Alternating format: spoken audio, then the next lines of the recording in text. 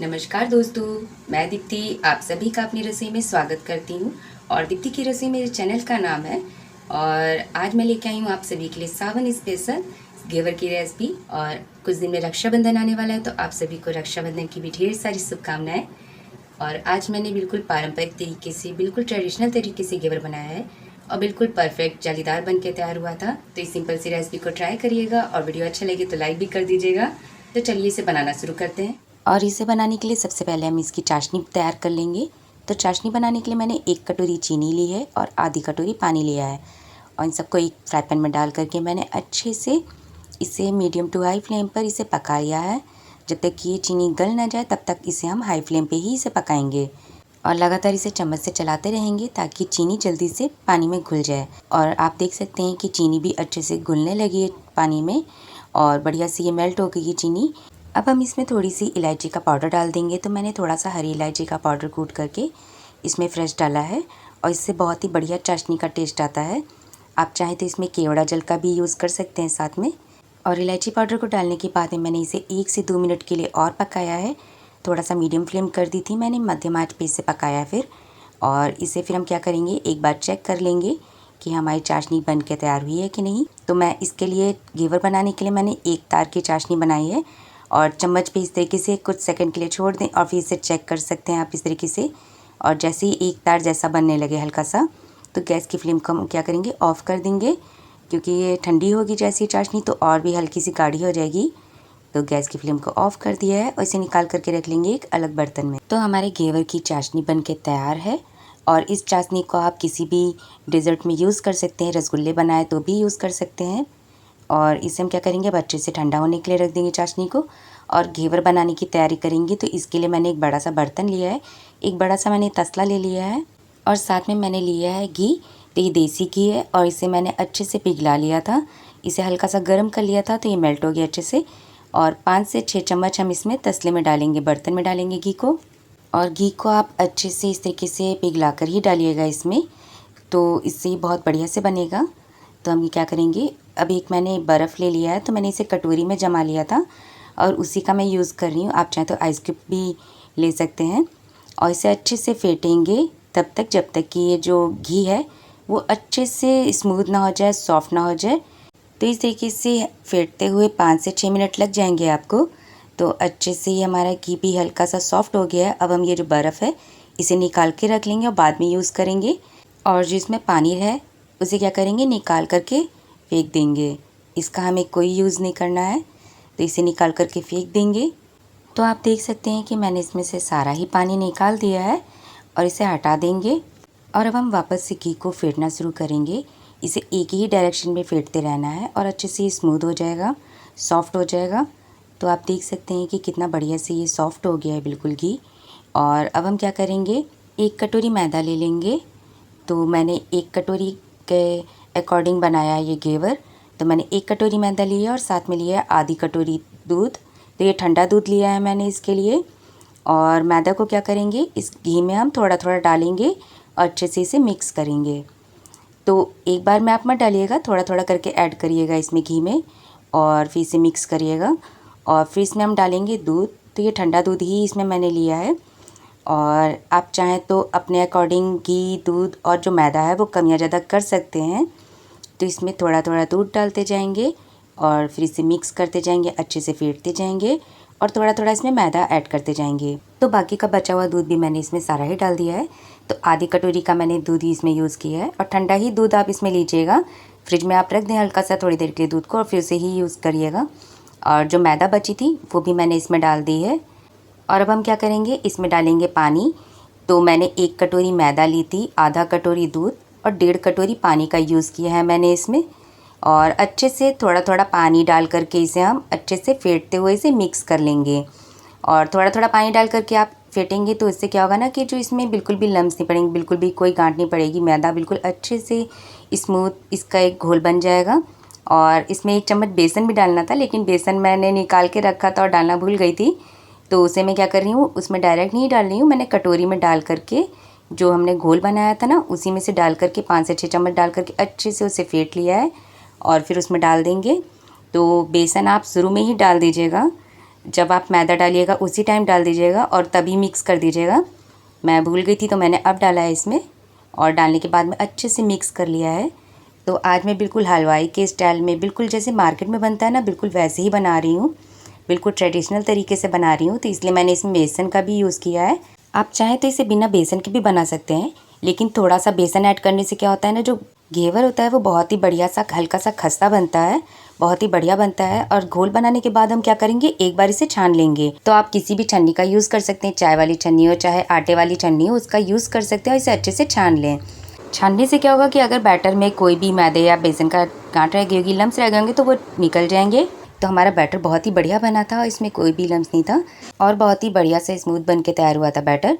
तो आप देख सकते हैं कि मैंने किस तरीके से बनाया है। तो हमारे घेवर का मिक्सचर भी तैयार है बनके। अब इसे क्या करेंगे, मैंने इसे थोड़ी देर के लिए 10 मिनट के लिए फ्रिज में रख दिया था, और एक बर्तन में थोड़ी सी मैंने बर्फ़ निकाल ली है।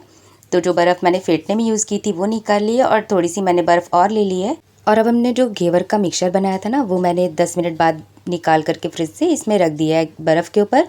जिससे क्या होगा ना कि जो घोल है ना, बहुत ही बढ़िया से ठंडा रहेगा, और बनाते वक्त ना ही तो ये जलेगा हमारा घेवर, और ना ही तो जो इसमें घी डाला था हमने वो बैटर से अलग भी नहीं होगा।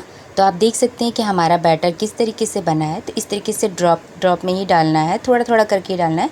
अब इसे बनाने के लिए मैंने एक भगोने का यूज़ किया है, और इसे मैंने बिना किसी सांचे के ही बना रही हूँ घेवर को। तो मैंने भगोने में तेल डाला है, आप चाहें तो घी का भी यूज़ कर सकते हैं। और तेल इसमें हमें आधे भगोने से कम ही डालना है, मतलब जितना बड़ा भगोना है उसमें आधे से थोड़ा सा कम ही डालें, ताकि वो बनते टाइम उबल करके बाहर नहीं आएगा जब हम बनाएंगे इस तरीके से। तो इसे मैंने हाई फ्लेम पे अच्छे से तेल को गर्म किया, और फिर मीडियम फ्लेम पे ही इस बैटर को डालते हुए इसे बनाया है। और फिर इसमें थोड़ा थोड़ा आधे चम्मच से भी कम मैंने बैटर लिया है, और जो घोल है उसे थोड़ा सा ऊंचाई से ही डाला है। इस तरीके से थोड़ा थोड़ा करके बैटर डालते रहें। जैसे इसमें झाग बनना बंद हो जाए, वापस से इसमें थोड़ा सा बैटर डालें, और फिर इसमें थोड़ी देर के लिए 1-2 सेकंड के लिए रुक जाए, और फिर जैसे ही झाग बैटर में बर्तन में रुक जाए तो इसमें वापस से थोड़ा थोड़ा करके इस तरीके से डालते रहें। और बीच में अगर होल इस तरीके से ना बन रहा हो तो आप इस तरीके से किसी चम्मच या फिर किस तरीके से किसी लकड़ी का यूज़ कर सकते हैं। तो मैंने एक स्टिक का यूज़ किया है, और थोड़ा थोड़ा बैटर बीच बीच में रुक रुक के डाला है। तो 15 से 20 बार मैंने इस तरीके से जो घोल है घेवर का, मैंने उसे इसमें डाला है। और कोशिश करिएगा कि ये जो घेवर का घोल है इसे बर्तन के बीच सेंटर में ही डालें। तो इससे क्या होगा ना कि जो इसमें जो होल है ना वो बीच सेंटर में ही रहेगा, और बहुत ही बढ़िया से बनेगा आपका घेवर। तो इस तरीके से मैंने बैटर को अच्छे से थोड़ा थोड़ा करके इसमें डाला है, और आप देख सकते हैं कि मैंने किस तरीके से डाला है। और क्योंकि इसे हम बिना सांचे के बना रहे हैं, तो ये जो घेवर होता है तो इसे पकाने के लिए तेल, इस पर घी अच्छे से डालते रहना पड़ता है। तो इसमें बीच में जो होल है इसी में से आप चम्मच की हेल्प से थोड़ा थोड़ा करके इस पर तेल डालते जाएं। तो इससे क्या होगा ना कि ऊपर से भी अच्छे से ये पकता जाएगा, बिल्कुल भी कच्चा नहीं रहेगा, और बहुत ही बढ़िया से जालीदार और क्रिस्पी बन के तैयार होगा। और जब मैं इसे बना रही थी तो मैंने इसे मम्मी को भी बुला करके इसे मैंने दिखाया था कि कैसा बना है, तो मम्मी को बहुत अच्छा लगा था। तो हमारा ये पहला घेवर बनके तैयार है, और आप देख सकते हैं कि कितना बढ़िया से बनके तैयार हुआ है। तो इसे एक स्टिक से या फिर किसी चम्मच की हेल्प से आप इसे निकाल सकते हैं, और कुछ देर के लिए आप इसे रोक करके रखें, और इससे क्या होगा कि जो भी एक्स्ट्रा ऑयल होगा वो इसमें निकल जाएगा। तो इसी तरीके से मैंने बाकी के घेवर भी निकाल लिए हैं, और बहुत ही बढ़िया से बनके तैयार हुए थे। आप देख सकते हैं कि कितने बढ़िया से बने हैं, और ये बिल्कुल भी बर्तन में नहीं चिपके थे, मतलब बहुत ही इजी तरीके से निकल गए थे। इसे निकालने के लिए मैंने किसी भी चाकू का मतलब साइड से ही बिल्कुल भी नहीं चिपका था भगोने में, और बहुत ही ईज़िली ये निकल गया था। तो आप देख सकते हैं कि मैंने दूसरा घेवर भी बना करके तैयार कर लिया है, और बहुत ही बढ़िया से ये बना था, और मैं आपको बाद में ज़रूर दिखाऊँगी कि कैसा बना है। तो मैं एक साइड में इसे निकाल करके रखती जा रही हूँ, और मेरे पास में इस तरीके की एक जाली थी जिस पे रोस्ट करते हैं बैगन या सब्ज़ी वगैरह, तो उसका मैंने यूज़ किया, उसी पे रखा है ताकि जो भी एक्स्ट्रा ऑयल हो तो वो निकल जाए। तो इस तरीके से करके मैंने एक एक करके मैंने सारे ही घेवर बना लिए हैं, और ये मेरा तीसरा घेवर भी बनके तैयार हो गया है। और अब एक घेवर और मैंने बनाया था, तो आप देख सकते हैं कि मैं आपको पहले दिखा रही हूँ कि कितने बढ़िया से ये बनके तैयार हुए हैं। और 3 घेवर बनके तैयार हो गए हैं इतने बैटर में, और लास्ट में एक घेवर और बना था। तो जितना मैंने बनाया था बैटर, जितना मैंने घोल बनाया था, तो उसमें लगभग 4 घेवर बनके तैयार हुए थे। मैंने ये लास्ट वाला घेवर भी बना करके तैयार कर लिया है, और आप देख सकते हैं कि कितने बढ़िया से ये बन के तैयार हो रहे हैं। और इनका कलर भी आप देख सकते हैं कि कितना बढ़िया आया, मतलब बिल्कुल भी ये वाइट नहीं है, मतलब कच्चा बिल्कुल भी नहीं है, 100% बिल्कुल अच्छे से ये पक गए थे और बहुत ही ज़्यादा क्रिस्पी बने थे। और जिस साइड से आपको लगे कि ये नहीं पक रहे हैं तो उस साइड से हल्के हाथ से आप इसे चम्मच से इस तरह से बर्तन में हल्का सा इसे आप दबाते हुए फ्राई कर लें जिस साइड से ना पका हो। और ये मेरा लास्ट चौथा घेवर भी बन के तैयार हो गया है और बहुत ही बढ़िया से ये घेवर बन के तैयार हुए थे। और मतलब मुझे यकीन नहीं हो रहा था कि इतने ज़्यादा अच्छे बन के तैयार होंगे। तो हमारे घेवर बन के तैयार हैं और अब मैं आपको दिखा सकती हूँ कि ये कैसे बने हैं। तो ये मेरा लास्ट वाला घेवर था जो मैंने बनाया था, वही मैं आपको सबसे पहले दिखा रही हूँ कि कितना जालीदार ये बन के तैयार हुआ और कितना ज़्यादा परफेक्ट बना है। आपको कैसा लगा ये ज़रूर बताइएगा। और बिल्कुल भी इसने बिल्कुल मतलब ये कहीं से भी कच्चा नहीं था और बहुत ही बढ़िया से जाली से बन के तैयार हुआ था और बहुत ही ज़्यादा सॉफ्ट था, बहुत ही ज़्यादा मतलब बहुत ही ज़्यादा हल्के भी थे और बहुत ही ज़्यादा सॉफ्ट थे। ये पहला घेवर है मेरा जो मैं आपको दिखा रही हूँ और ये वाला थोड़ा सा लाइट कलर का था लेकिन बहुत ही बढ़िया बना था। जाली बहुत ही अच्छे से बन के आई थी इसमें, बिल्कुल भी ऐसा नहीं था कि इसमें कहीं से भी ये मतलब मोटा बने, इक्वली बना था, बहुत ही बढ़िया बना था।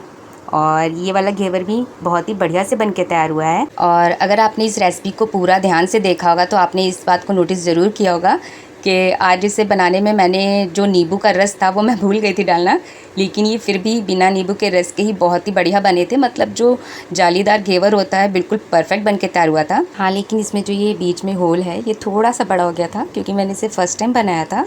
और ये घेवर बना के मैं बहुत ज़्यादा ही खुश थी, मतलब मैंने इसे फ़र्स्ट टाइम ही बनाया था और सावन में मैंने पहली बार, मतलब मैंने कभी घेवर नहीं बनाया था, ये मैंने फ़र्स्ट टाइम ही घेवर बनाया था। लेकिन ये इतना अच्छे से बन के तैयार होगा मुझे बिल्कुल भी यकीन नहीं हो रहा था कि इतना जालीदार फ़र्स्ट टाइम में ही बन के तैयार हो जाएगा। और ये मेरा फ़र्स्ट वीडियो ही है जिसमें मेरी आवाज़ के साथ में मैं भी हूँ इसमें। और आप देख सकते हैं कि ये जो रसोई में लाइट लगी है उसकी रोशनी से आर पार जालीदार बिल्कुल घेवर में लाइट दिख रही है, मतलब बिल्कुल परफेक्ट तरीके से बना है। और इसे अब हम क्या करेंगे, प्लेटिंग कर लेंगे। तो घेवर बन के तैयार है और हमारी चाशनी भी बन के तैयार है। तो चाशनी को हमने पहले ही बना लिया था तो उसी को मैं यूज़ कर रही हूँ और घेवर के ऊपर डालेंगे। तो मैंने इसमें 4 से 5 चम्मच चाशनी डाली थी और आप अपने अकॉर्डिंग इसमें चाशनी डाल सकते हैं, कम या ज़्यादा जो भी है आप कर सकते हैं, जितना आपको मीठा पसंद हो आप डाल सकते हैं। और इसकी चाशनी को आप बिल्कुल भी पतला मत बनाइएगा, मतलब पानी जैसी बिल्कुल भी मत बनाइएगा, एक तार की ज़रूर बनाइएगा। नहीं तो क्या होगा, जब आप चाशनी डालेंगे ना तो ये जो घेवर है वो बिल्कुल भी क्रिस्पी नहीं रहेगा और गला गला बिल्कुल हो जाएगा, मतलब कि ये हल्का सा बिल्कुल सॉफ्ट हो जाएगा, क्रिस्पीपन बिल्कुल भी नहीं रहेगा इसमें। और अब इसके मैंने ऊपर डाली है रबड़ी। तो मैंने ये रबड़ी बना करके पहले से ही रखी थी और इसकी डिटेल रेसिपी आप मेरे चैनल पर देख सकते हैं। इसे भी मैंने घर पे ही बनाया है और घेवर के साथ में मतलब इसका टेस्ट इतना ज़्यादा अच्छा लग रहा था कि मतलब सभी को बहुत ही ज़्यादा पसंद आया था घर में। और इसकी डिटेल रेसिपी आप ज़रूर देखिएगा मेरे चैनल पे, क्योंकि इस घेवर के साथ में बिल्कुल मैंने परफेक्ट रबड़ी बनाई थी, बहुत ही ज़्यादा टेस्टी लग रही थी। तो मैंने 4 से 5 चम्मच बढ़िया सी रबड़ी को भी इस पर लगा दिया है। अच्छे से मलाईदार रबड़ी मैंने बना करके तैयार की थी और रबड़ी को भी मैंने घेवर पे अच्छे से लगा दिया है। और अब इसके ऊपर मैंने थोड़े से चॉप्ड बादाम डाले हैं, थोड़ा सा काजू डाला है बारीक कटा हुआ और थोड़ी सी रोज़ पेटल्स डाली हैं, यानी गुलाब की सूखी पंखुड़ियाँ डाली हैं इस पर, जिससे ये खाने में तो टेस्टी लगेगा ही, साथ में देखने में भी बहुत ही ज़्यादा अच्छा लगेगा। तो लीजिए बन के तैयार है हमारा सावन स्पेशल घेवर। और आप सबको कैसा लगा ये ज़रूर बताइएगा। और लग रहा है ना ये देखने में बिल्कुल मार्केट जैसा, मतलब बिल्कुल भी ये नहीं कोई देख के कहेगा कि ये घर पे बना हुआ है।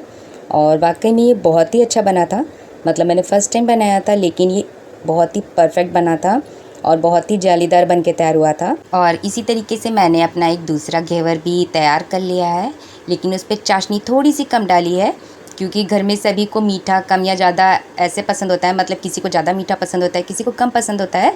तो इसे आप घर पे बना करके खा सकते हैं और मतलब अपनी पसंद से ही मीठा कम या ज़्यादा भी कर सकते हैं। और चाशनी डाली थी, चाशनी डालने के बाद में इसके ऊपर से मैंने रबड़ी डाली है।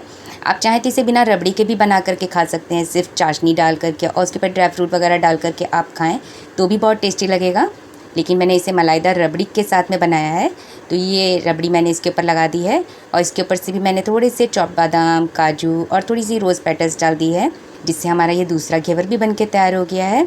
और कुछ दिन में रक्षाबंधन आने वाला है, तो इस मिठाई को आप रक्षाबंधन पे बनाकर और भी ज़्यादा ख़ास बना सकते हैं इस फेस्टिवल को।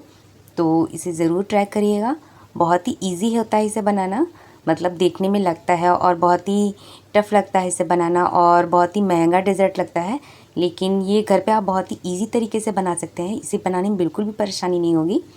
और मैं आपको इसे कट करके भी दिखा रही हूँ कि कितना अच्छे से खस्ता बन के तैयार हुआ है। मतलब मार्केट में जो बनाते हैं उससे भी ज़्यादा ये घर पर ही आप बहुत ही अच्छे से बना लेंगे, ये मैं बिल्कुल दावे के साथ कह सकती हूँ।